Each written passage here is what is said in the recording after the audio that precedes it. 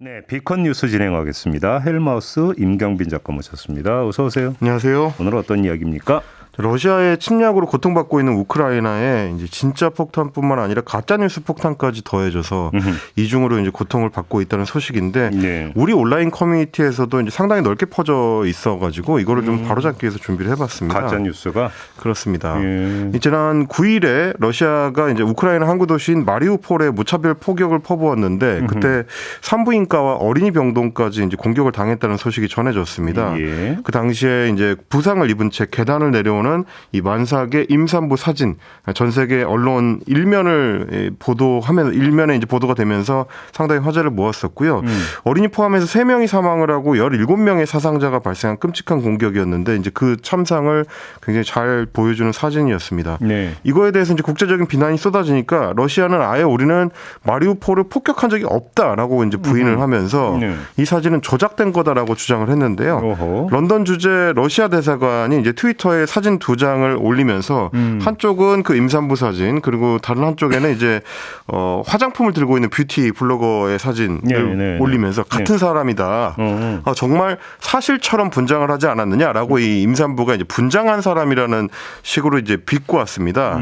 그러면서 사진 속의 산모가 마리아나 포드구르스카야라는 뷰티 블로거인데 네. 부상을 입은 것처럼 분장을 하고 우크라이나의 프로파간다 사진 작가가 이제 사진을 촬영한 것이다. 그러니까 꾸민 것이다라고 주장을 한 겁니다. 예. 그러면서 이 병원은 오래전부터 네오나치 부대들이 점령하고 있었기 때문에 공격 당시에 이 여성이 병원에 있을 수 없었다라고 주장을 했습니다. 그럼 어느 쪽 주장이 거짓인 거예요?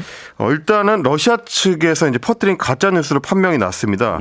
저도 이제 좀 찾아봤는데 이 여성이 그 뷰티 블로거인 거는 사실이더라고요. 실제로 인스타그램에 가봤더니 뭐 팔로워가 한 9만 명을 좀 넘는 유명 네. 뷰티 블로거인데 네. 이미 이제 인스타그램에서는 1월에 자신의 임신 사실을 알리고 3월 1일까지도 만삭인 채로 이제 아이 옷과 함께 촬영한 사진을 올리는 등 적극적으로 활동을 해왔습니다. 네. 네, 일주일 뒤에 저런 병원에서 참상을 당한 거고요. 네. 러시아 대사관이 올린 그 화장품 관련된 사진도 찾아보니까 지난해 11월 1일에 올린 사진이더라고요. 그러니까 이제 섞어 놔가지고 날짜를 속여서 이제 혼동을 하게 만들려고 지금도 활동을 하고 있다는 식으로 이 트위터를 올린 겁니다. 네. 지난 11일에는 이제 AP통신이 사진 2장을 공개를 했는데 마리아나라는 이 블로거가 여자 아이를 막 출산을 했고 산모와 아이가 모두 건강하다는 소식이었습니다. 예. 그래서 딸과 함께 누워 있는 이제 산모의 모습이라든지 딸을 안고 있는 아빠의 사진 이렇게 표현이 돼 있는데 마리우폴에는 여전히 그 러시아군의 공습이 이어지고 있다는 소식도 함께였습니다.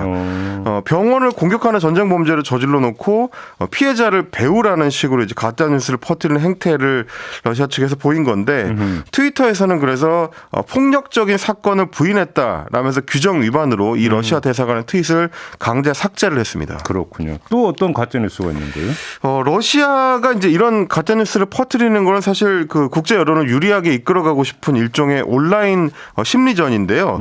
여기에 보기 좋게 낚인 우리 네티즌들도 좀 있었습니다. 네.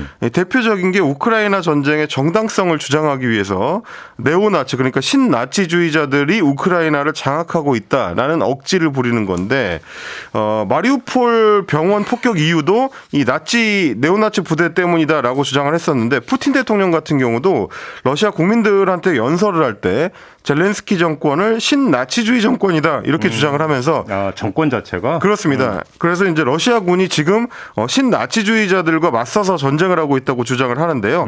실제로 우리 온라인에서도 뭐 DC 인사이드라든지 트위터 같은 공간들을 통해서 우크라이나 네오나치론이 꽤 넓게 좀 퍼져 있는 거를 볼 수가 있었습니다. 이게 이제 가짜 뉴스라는 얘기죠. 그렇습니다. 이게 이제 전쟁 명분을 꾸며내기 위해서 푸틴이 내세운 대표적인 가짜 뉴스를 꼽히는데 일단 대통령인 젤렌스키부터가 유태인계 가정 출신이고요. 예. 우크라이나 같은 경우는 2차 세계대전 당시에 나치에 의해서 엄청난 희생자를 낸 대표적인 지역으로 꼽힙니다. 그렇죠. 1941년 9월 29일부터 30일까지 단 이틀간 키이우 외곽의 이제 바비아르 골짜기라는 곳에서 유태인 3만 3천여 명이 학살당했다는 기록도 있고요.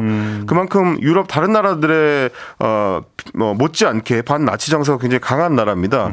물론 이제 2000년대 들어서는 일부 극우주의자들이 이제 극단적 민족주의와 함께 신나치주의를 내세우기도 했는데 뭐 독일이나 프랑스 등에 비하면은 미미한 수준으로 평가를 받고요. 예. 오히려 우크라이나 정부 같은 경우는 이렇게 이제 전쟁통의 혼란스러운 와중에도 꾸준히 군 내부의 침투를 시도하고 있는 네오나치주의자들, 신나치주의자들을 적발을 해서 나라 밖으로 추방하는 조치를 취해 왔습니다. 예.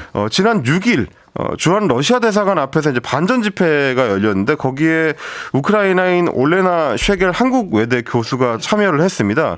그때 이제 언론을 통해서 했었던 얘기가 러시아에서 뿌린 가짜 뉴스를 한국에서는 확인도 안 하고 다시 확산시키는 경우가 많다. 그러니까 피난민에게 이거는 2차 가해가 될 수 있고 너무 큰 상처가 된다라는 우려를 했었는데요. 우리가 이제 우크라이나를 위해서 큰 도움을 주지는 못하더라도 그들의 싸움을 힘들게 하지는 않아야 되겠다. 뭐 그런 생각을 좀 해봤습니다. 지금 말씀하신 그거죠. 도와주지 못할 망정이면 그냥 가만히라도 있어라. 그렇습니다. 방해라도 하지 말자. 조용히라도 있어라. 이 말씀이신 거죠. 네.